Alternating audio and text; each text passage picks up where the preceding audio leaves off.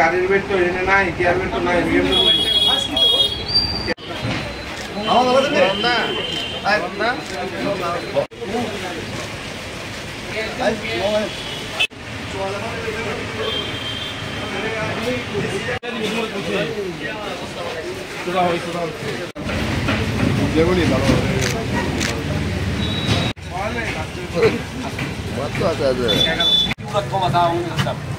কলকাতার কমল লোন কত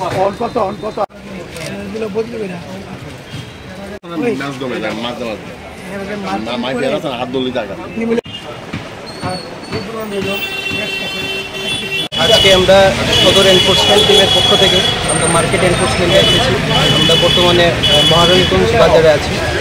এসে আমরা প্রথম থেকেই আমরা ফার্স্ট পার্টি যারা বিক্রি করছেন আলু পেঁয়াজ আমরা এটা দেখছি। এর মধ্যে আমরা একটা দোকান পেয়েছি রামু ভুইয়া, ওনার দোকানে প্রপার ওনার মেমো দেখাতে পারেননি যেটা কিনে এনেছেন। তো এই মেমো দেখাতে না পারাতে আমরা ওনার দোকানটা আপাতত বন্ধ রাখার কথা বলেছি। তাছাড়া আমরা অন্যান্য দোকানও দেখছি ম্যাক্সিমাম ঠিক আছে। এখানে আমরা একটা দোকানে এসেছি, আমাদের গোবিন্দ বলে এই দোকানের মালিক, উনি আমাদেরকে প্রপার সেল মেমো যেটা আছে উনি যেটা বিক্রি করছেন সেল মেমোটা প্রপারলি আমাদেরকে দেখাতে পারেনি। আমরা সেই সেল মেমো মেমো বইটা আমরা সিজ করে নিয়েছি। আর আমাদের এই সদর এনফোর্সমেন্টের যে অভিযান এটা আগামী দিনেও চলতে থাকবে।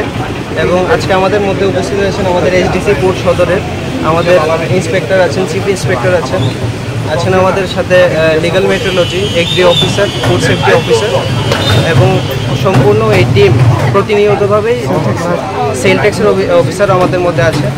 আর এই টিম প্রতিনিয়তভাবেই বাজারে ইন্টারভেনশন করবে যাতে মূল্যটা ঠিকঠাকভাবে আমরা প্রতিরোধ করতে পারি, যাতে মানে কোনো ধরনের অস্বাভাবিক মূল্য না পড়ছে।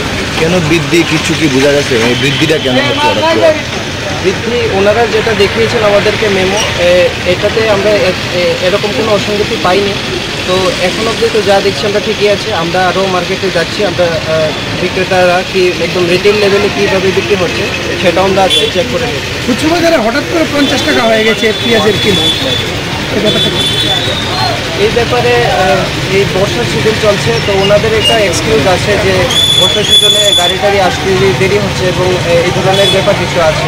তো এখন আবার মার্কেট নর্মাল হচ্ছে। আপনার পরিচয়টা? আমি Debabrata Ray, deputy collector magistrate Sadar. Thank you.